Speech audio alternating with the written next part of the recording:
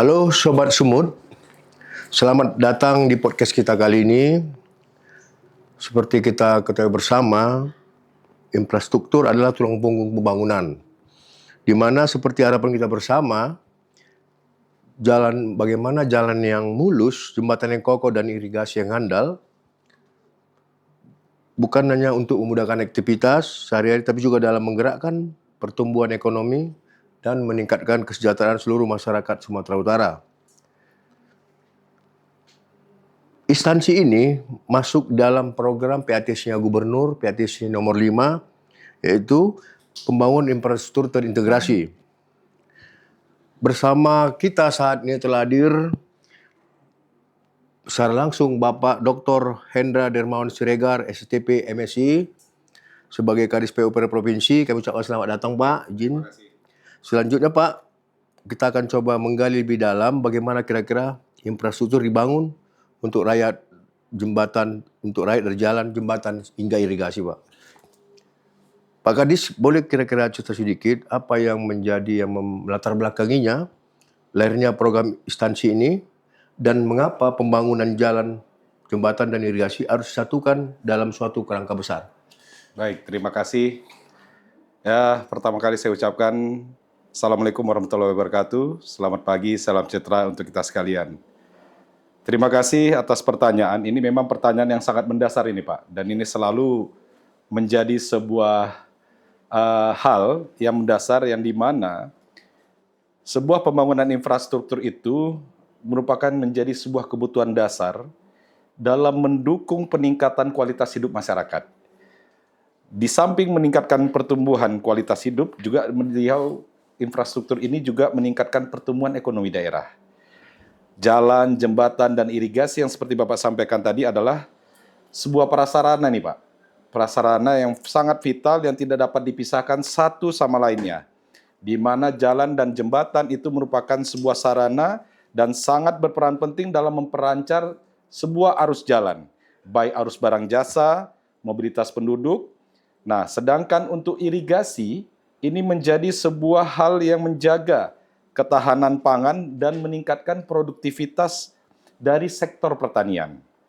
Nah, untuk mewujudkan ini semua, Pak, untuk mewujudkan pembangunan infrastruktur yang terencana, terpadu, dan berkesinambungan, Dinas Pekerjaan Umum dan Penataan Ruang hadir sebagai perangkat daerah yang bertugas menyelenggarakan urusan pekerjaan umum dan penataan ruang, di mana penggabungan urusan pembangunan jalan, jembatan, dan irigasi dalam satu kerangka yang bertujuan untuk 1. Mencapai keterpaduan infrastruktur wilayah sehingga setiap pembangunan saling mendukung dalam menjalankan atau menciptakan konektivitas dan aksesibilitas yang sangat baik.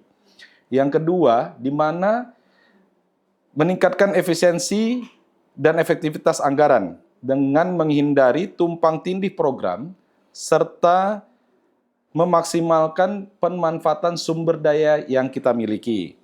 Yang ketiga, menjaga kesinambungan, Pak. Di mana kesinambungan pembangunan agar infrastruktur yang dibangun tidak berdiri sendiri, melainkan menjadi kesatuan yang berfungsi secara optimal. Nah, yang terakhir nih, yang keempat, adalah mendukung tata ruang, Pak. Di mana mendukung tata ruang dan pengembangan ekonomi daerah sehingga pembangunan infrastruktur jalan dengan rencana tata ruang wilayah mampu mendorong pertumbuhan ekonomi berbasis potensi lokal yang kita miliki. Nah, dengan demikian, program dan kegiatan Dinas PUPR ini tidak hanya diarahkan untuk membangun fisik semata, Pak, tetapi juga menciptakan atau membangun sebuah sistem infrastruktur yang menyeluruh, terintegrasi, dan berorientasi pada peningkatan kesejahteraan masyarakat. Itu intinya, Bapak. Jadi Pak, izin, berarti kuncinya integrasi ya Pak ya? Integrasi ya. Dalam pembangunan Sumatera Utara ini tidak berjalan sendiri Pak. Siap, benar. Perlunya saling berkolaborasi, bekerjasama dan saling menguatkan. Menguatkan, betul Iya. Pak. Kira-kira nih Pak, ya kan. Jadi program instansi ini Pak bukan hanya sekedar proyek pembangunan semata Pak, Ya. tapi dampaknya lebih kepada sebuah pendekatan integratif agar setiap rupiah yang dibelanjakan itu benar-benar bermanfaat bagi masyarakat khususnya masyarakat Sumatera Utara, Pak. Ya. Baik Bapak, kita coba untuk gali kita menggali pertama itu terkait dengan jalan, Pak. Ya. Di mana jalan ini sering menjadi faktor pertama, Pak. Betul. Faktor pertama yang sering itu dampaknya langsung terhadap masyarakat Sumatera Utara khususnya, Pak. Kira-kira nih, Pak, kita sebagai pemerintah provinsi ini apa kira-kira strategi Provinsi Sumatera Utara dalam hal ini PUPR sebagai pengampu untuk meningkatkan kualitas dan konektivitas jalan, khususnya untuk membuka akses pertumbuhan ekonomi kita, Pak? Nah, baik, terima kasih Pak. Pertanyaan yang sangat tajam ini saya rasa nih. Kalau kita lihat dan kita ketahui, jalan di Sumatera Utara ini Pak, yang menjadi kewenangan Provinsi Sumatera Utara itu adalah sepanjang 3.005,65 km Pak. Dan ini menjadi catatan kita bersama Pak. Panjang ruas jalan Provinsi Sumatera Utara ini adalah nomor 3 terpanjang seluruh Indonesia. Nah, kita memiliki dari 3.005,65 km tadi, kita memiliki 171 ruas yang tersebar di 33 kabupaten kota. Kecuali Kabupaten Labusel ini Pak ya. Labusel itu lebih cenderung kepada jalan nasional. Karena sifatnya dia langsung penghubung untuk menuju ke Riau. Nah, berdasarkan data survei jalan yang kita miliki, kemantapan jalan yang kita miliki di akhir tahun 2024 itu adalah sebesar 72,75%. Yang dimana dari angka tersebut berarti masih ada jalan yang tidak mantap, Pak. Sebesar 27,25% atau sekitar, nah ini perlu hitungannya nih Pak, sekitar 819,04 km lagi Pak, yang kita kategorikan dengan kondisi rusak, baik itu rusak ringan, rusak berat. Dan perlu kita ketahui juga, dari panjang yang 819 tadi, sepanjang 301 kilometernya itu, kita masih kondisi jalan yang bersifat tanah, Pak. Dan sebahagian tidak bisa dilalui karena alias itu atau jalan setapak. Dari 819 tadi, Pak, kondisi jalan tidak mantap, 301-nya itu adalah jalan yang masih bersifat tanah dan masih ada yang jalan setapak. Nah, dengan kondisi jalan yang saya sebutkan tadi, ini tentu kita membutuhkan anggaran atau biaya yang sangat-sangat dahsyat, Pak, atau besar. Karena ini akan menjadi beban bagi APBD kita untuk meningkatkannya. Menjadi jalan hot mix, itu menjadi sebuah mata anggaran yang besar yang harus dibutuhkan untuk membangun jalan hot mix tadi.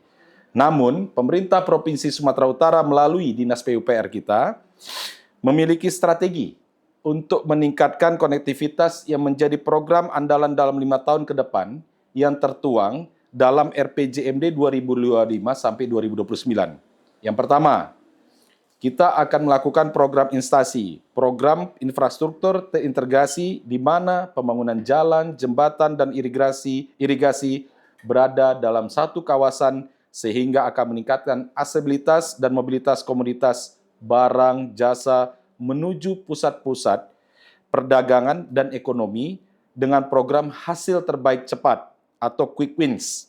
Sehingga manfaat dari pembangunan jalan tersebut dapat langsung dirasakan oleh masyarakat.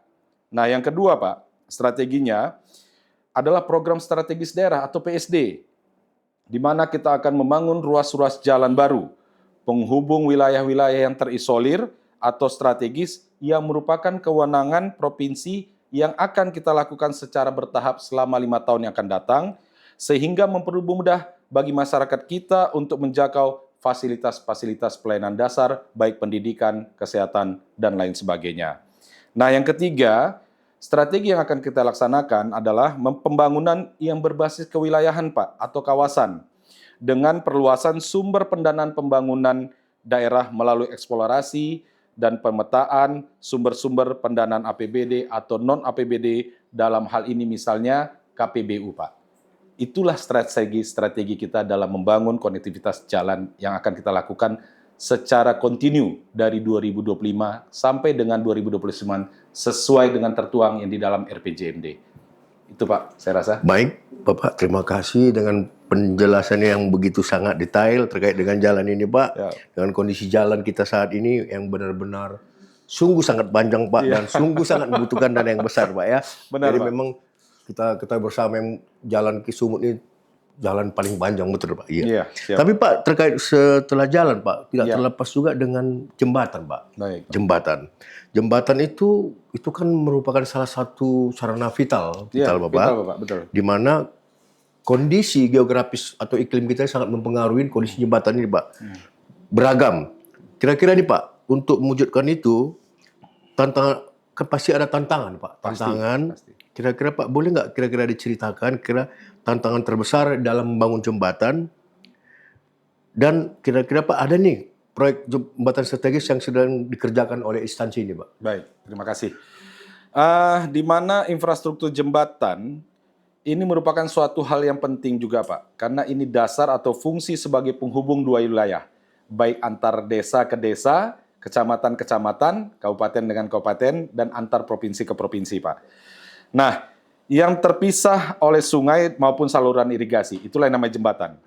Dari data yang kita miliki, Pak, kita memiliki 1.224 unit jembatan yang menjadi kewenangan Provinsi Sumatera Utara, di mana 240 unit kondisi rusak ringan dan rusak berat.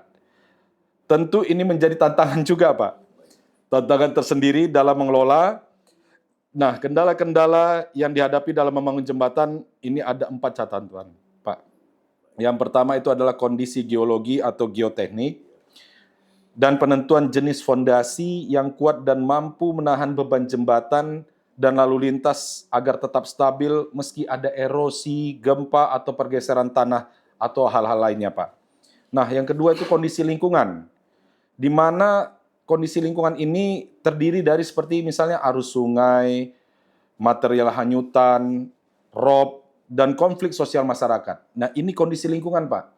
Banyak hal-hal kejadian di lapangan, kita membangun jembatan, memang feedback-nya atau perencanaan itu harus menggunakan wilayah yang dimiliki oleh masyarakat. Nah, inilah yang harus tantangan yang kita hadapi, Pak. Tapi dengan mudah-mudahan dengan kolaborasi kita dengan pemerintah daerah, hal-hal ini bisa kita lalui.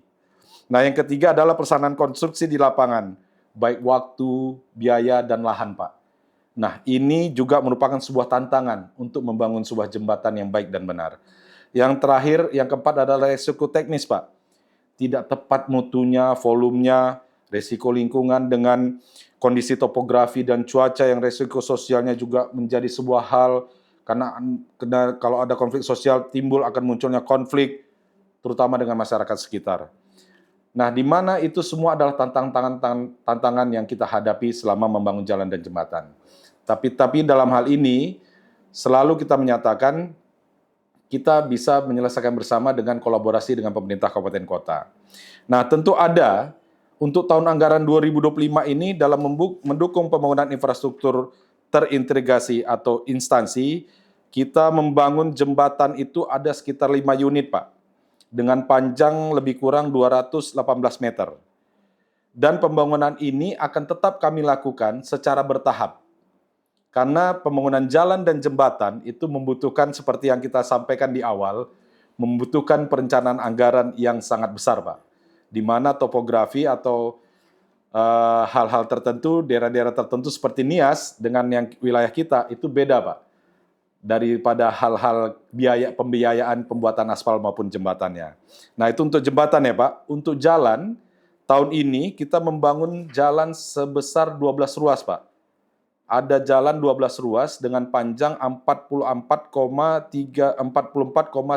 kilo.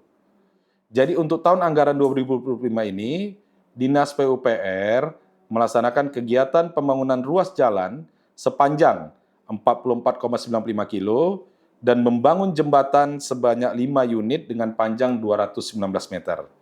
Demikian penjelasan kami, Pak, untuk hal jembatan. Baik, terima kasih Bapak buat penjelasan jembatan, memang benar-benar sangat terhubungan ya Pak ya. Siap. Bagaimana jembatannya, kita bukan bangun jalannya tapi ikut Iya. juga mempengaruhi jembatan ya Pak. Mempengaruhi, Pak. Kayak sekarang ini kan suasana iklim, situasi iklim itu kan sangat mempengaruhi Pak. Betul. Kadang-kadang kita bangun jembatan tiba-tiba iklimnya Iya, tidak Pak, ya. mendukung, Tidak Pak. mendukung, Betul, Pak, ya. betul, Pak. Mungkin itulah Pak salah satu kendala terbesar ya Pak. Iya, Tapi mudah-mudahan ke depannya bagaimana Amin, amin.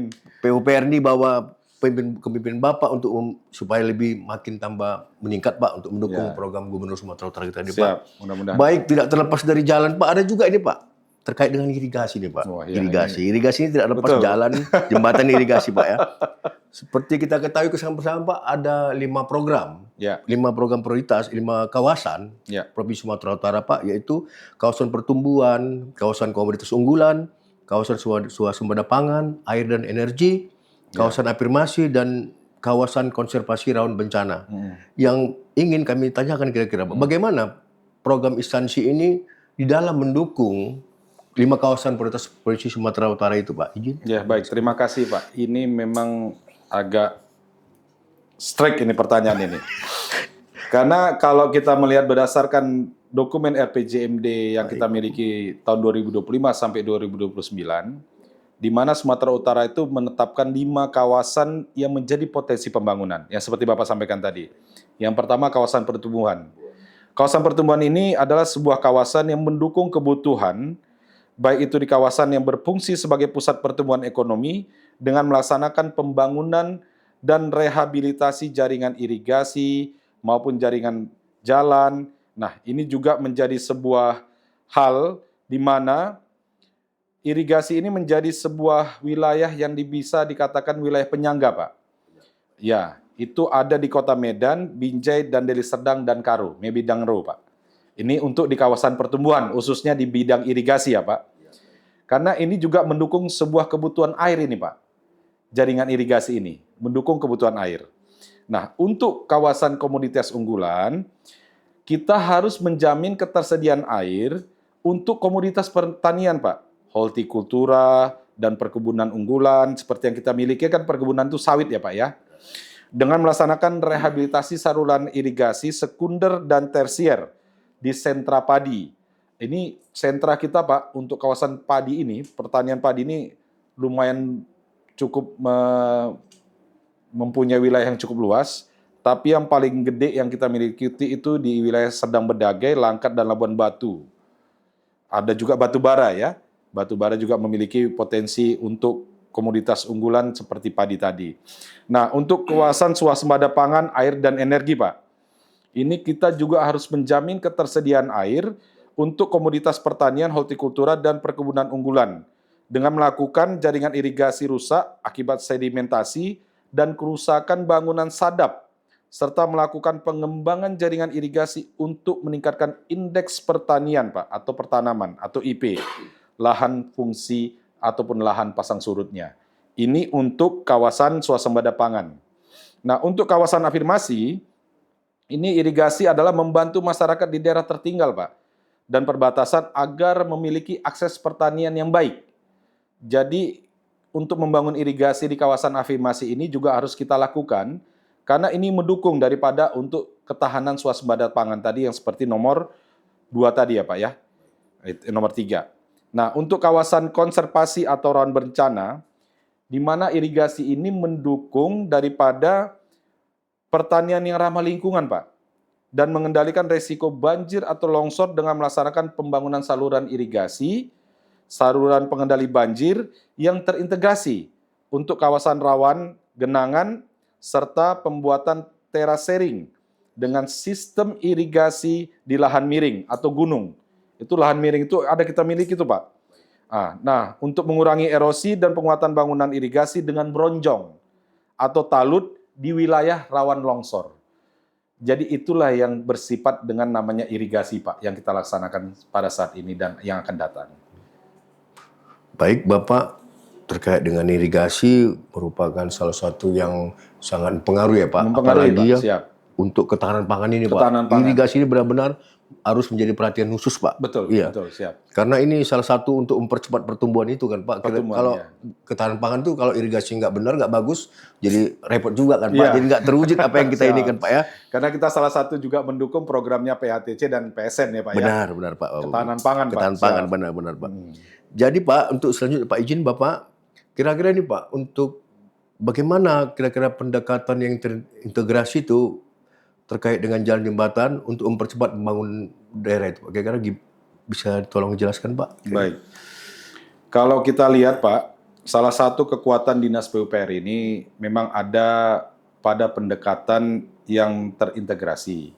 Seperti jalan, jembatan, dan irigasi, itu semua adalah semua sektor. Tetapi semua sektor ini bukanlah sektor yang berdiri sendiri, tapi saling terkait, Pak, dan mempengaruhi percepatan pembangunan daerah. Sebagai contoh ini, sinergi jalan, jembatan, dan irigasi dalam pembangunan, kita bisa ambil seperti jalan dan jembatan untuk memudahkan konektivitas antar wilayah, mengurangi biaya logistik, membuka akses ke pusat produksi dan pasar. Sebagai contoh, jalan tol Medan Binjai, Medan Kuala Namu, Tebing Tinggi, hingga Medan Tebing Tinggi Parapat.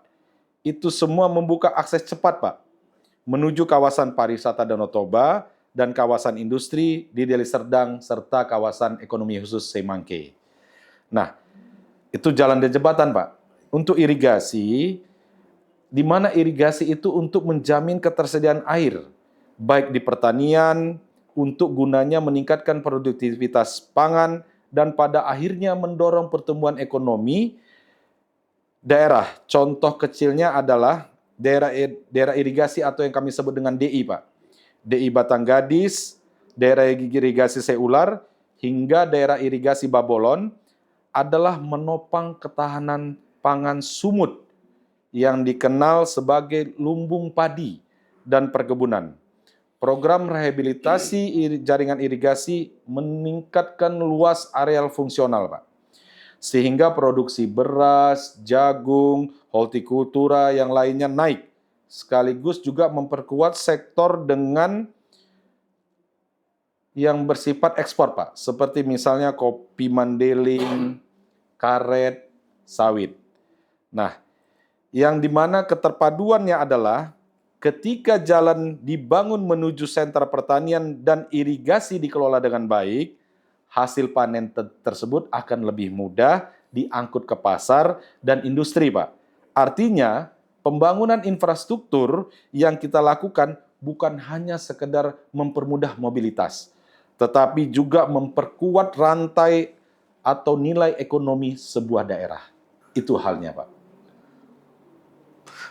Izin sedikit lagi, Pak. Kira-kira ada nggak kira-kira peran kolaborasi dengan antara pemerintah pusat maupun swasta kira-kira, Pak? Nah, memang dalam hal ini kita selalu berkoordinasi dengan pemerintah pusat, Pak. Baik, Bapak. Karena banyak daerah-daerah irigasi, jalan yang saling terintegrasi.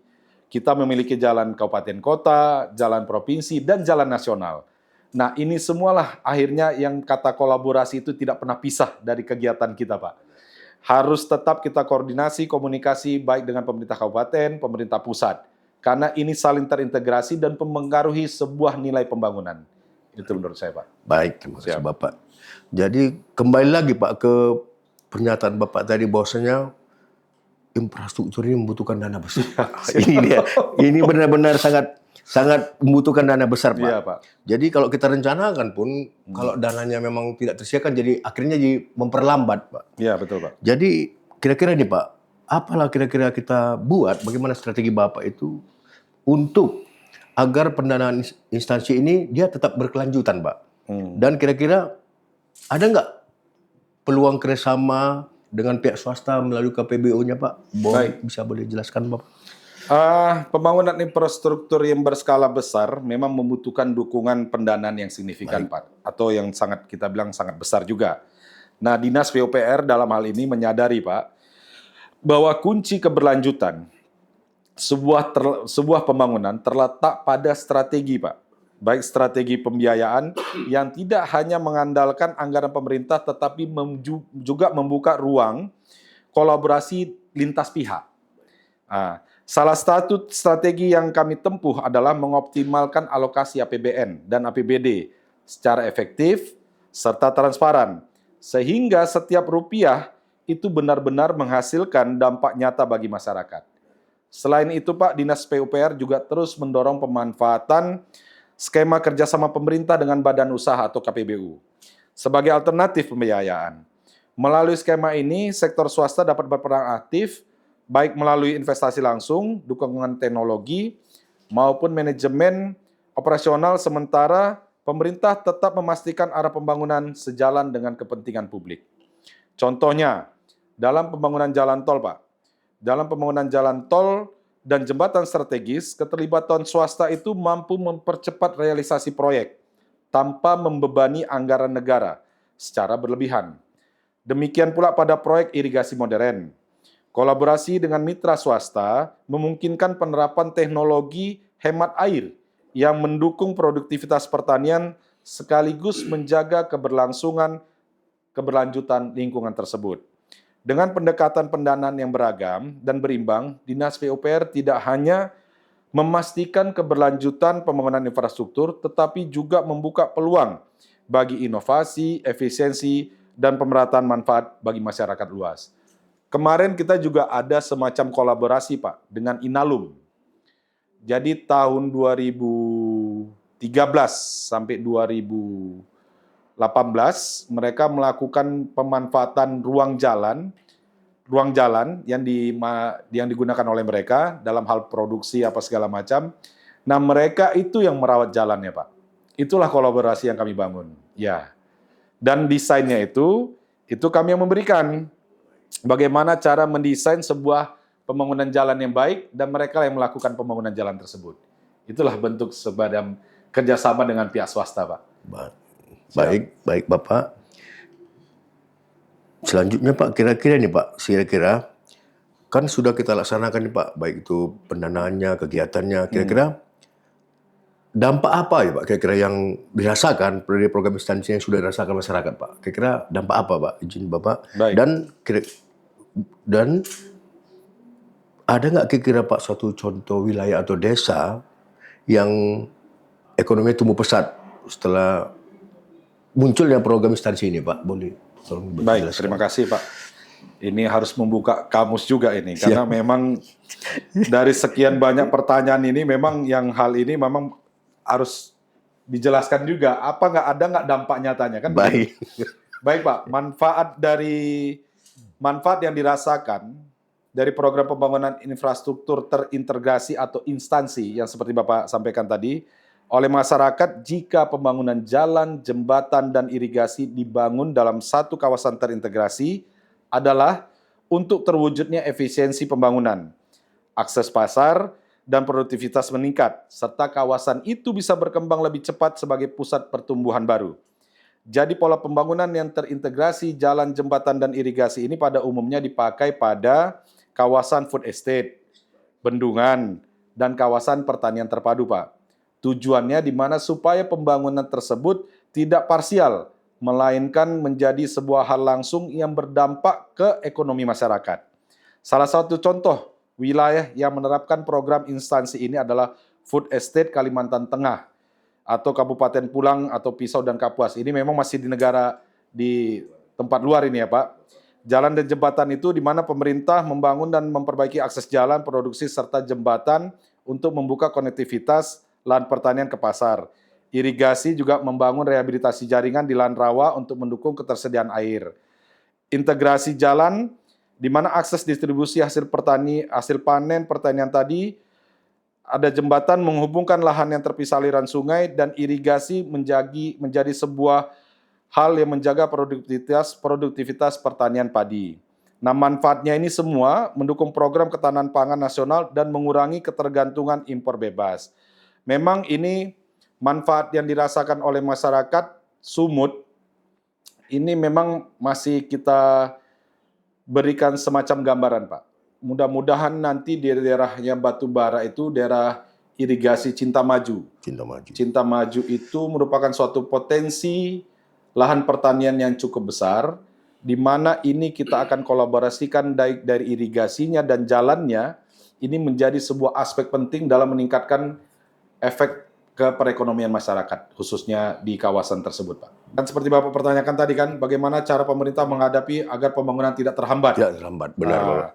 Dalam konteks infrastruktur, dalam hal ini, kita harus siap menghadapi bencana yang bisa merusak aset publik, Pak, maupun lahan masyarakat. Langkah-langkah yang kami lakukan adalah mitigasi dan perencanaan tata ruang. yaitu di mana kami memberikan batasan pembangunan di kawasan rawan bencana yang bersifat banjir, longsor, maupun gempa. Nah, pembangunan infrastruktur tangguh bencana, misalnya tanggul banjir, jalur evakuasi tsunami, jembatan darurat, rumah tahan gempa, dan lain-lainnya. Yang ketiga adalah respon cepat darurat, Pak, melalui BNPB, BPBD, TNI Polri, untuk evakuasi, untuk mengadakan logistik, dan melakukan pemulihan-pemulihan yang bersifat awal. Nah, yang keempat, melakukan rehabilitasi dan rekonstruksi, di mana pemerintah bersama masyarakat memperbaiki infrastruktur pasca bencana dengan prinsip build back better, membangun kembali dengan lebih baik. Build back better, membangun kembali dengan lebih baik. Nah, yang terakhir adalah edukasi kepada masyarakat, Pak. Pelatihan tanggap darurat itu selalu kita memberikan hal-halnya, simulasi bencana, dan sistem peringatan dini terhadap tsunami dan lain-lain sebagainya. Itu mungkin yang bisa saya sampaikan, Pak. Berarti lebih lebih ke pendekatan ya Pak ya? Pendekatan dengan penduduk setempat atau dengan ini ya Pak ya? Iya Pak. Itulah mungkin yang tapi tidak terpisah juga dengan kolaborasi seperti tadi kan? Iya, jadi keterlibatan benar Pak. TNI Polri, saling bersama ya Pak ya. Tidak terlepasnya sendiri bangun ya Pak ya. Siap. Baik Pak, ini terakhir Pak, bisa closing statement Pak. Jadi ini Pak, kita sudah bangun nih jalannya Pak, infrastrukturnya sudah kita bangun. Kira-kira nih pesan Bapak nih kepada masyarakat Sumatera Utara nih kira-kira terkait dengan bagaimana sih untuk merawat infrastruktur ini agar menjaga dan selanjutnya kira-kira harapan terbesar Bapak nih mewakili pemerintah Sumatera Utara, harapan terbesarnya bagaimana instansi ini bisa terintegrasi Pak. Baik. Terima kasih atas pertanyaan closingnya. Dan ini menjadi sebuah pertanyaan yang dengan jawaban yang sangat lumayan. Baik Pak, dalam konteks pembangunan infrastruktur atau program infrastruktur terintegrasi, harapan kita dalam RPJMD 2025-2029, Provinsi Sumatera Utara adalah di mana pembangunan fasilitas publik seperti jalan, jembatan, irigasi, dan utilitas lain tidak hanya dikerjakan secara parsial, tetapi dikelola secara menyeluruh, Pak, terpadu dan berkelanjutan, sehingga melahirkan sinergi dan kolaborasi yang lebih kuat di antara para stakeholder, efisiensi dalam pembiayaan, serta dapat langsung bermanfaat kepada masyarakat. Baik. Dengan demikian kita dapat mempercepat pencapaian sasaran RPJMD pada aspek pemerataan pembangunan, konektivitas wilayah, dan penguatan ekonomi lokal sesuai amanat Astacita misi ketiga, yaitu melanjutkan pengembangan infrastruktur dan meningkatkan lapangan pekerjaan yang berkualitas. Untuk itu, kepada saudara-saudaraku semua, Bapak Ibu yang saya hormati, infrastruktur yang kita bangun, Bu, yang telah kita bangun Bapak Ibu sekalian, seperti jalan, jembatan, saluran air, dan berbagai fasilitas umum lainnya, merupakan aset yang berharga yang mendukung aktivitas kita setiap hari. Infrastruktur ini dibangun dengan dana dan tenaga yang besar, sehingga sudah sepatutnya kita menjaga dan merawatnya bersama-sama. Merawat infrastruktur tidak hanya menjadi tanggung jawab pemerintah, tetapi juga tanggung jawab kita sebagai masyarakat, apalagi kita pengguna. Kita dapat berkontribusi dengan cara sederhana, yaitu menggunakan fasilitas sesuai peruntukannya, menjaga kebersihannya, dan tidak merusaknya, serta melaporkan jika ada kerusakan. Jika kita lalui, merawat, memelihara infrastruktur ini dengan baik, maka usia pakainya juga akan lebih lama dan cepat atau tidak akan cepat berkurangnya. Pada akhirnya, kita juga semua yang akan merasakan kerugiannya. Namun sebaliknya, bila kita peduli dan ikut menjaga, maka manfaatnya akan bertahan lebih lama.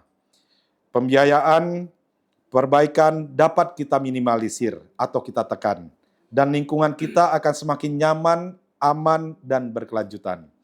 Mari kita jadikan kepedulian terhadap infrastruktur ini sebagai wujud rasa memiliki dan gotong royong dan kesejahteraan kita bersama demi generasi-generasi kita yang akan datang. Kalau boleh saya tutup ini Pak dengan sebuah pantun. Baik. jalan terhampar dari pantai timur sampai pantai barat, Cakep. jembatan, irigasi, dan fasilitasi lainnya program andalan. Cakep. Mari kita jaga infrastruktur yang terawat untuk pembangunan instansi dalam satu kawasan. Baik. Satu lagi kalau boleh, Pak. Boleh, silakan Ya, Pak, siap. silakan. Pergi ke lapangan bermain gitar, Cakep. sambil ngopi bareng sahabat, Cakep. rawat jalan jangan dibiarkan, biar nyaman dipakai masyarakat. Baik, Terima Bapak. kasih. Terima kasih Bapak Dr. Hendra Dermawan Siregar, STP MSI, atas penjelasannya Bapak yang sangat membuka wawasan. Semoga ke depannya akan menjadi harapan kita bersama Bapak. Infrastruktur ini benar-benar terintegrasi dan menjadi penggerak pembangunan Bapak. Amin, amin. Dan peningkatan kesejahteraan masyarakat khususnya masyarakat Sumatera Utara Bapak. Siap. Demikianlah acara ini sampai pada waktunya dan sampai jumpa di episode berikutnya. Salam kolaborasi Sumut Berkah.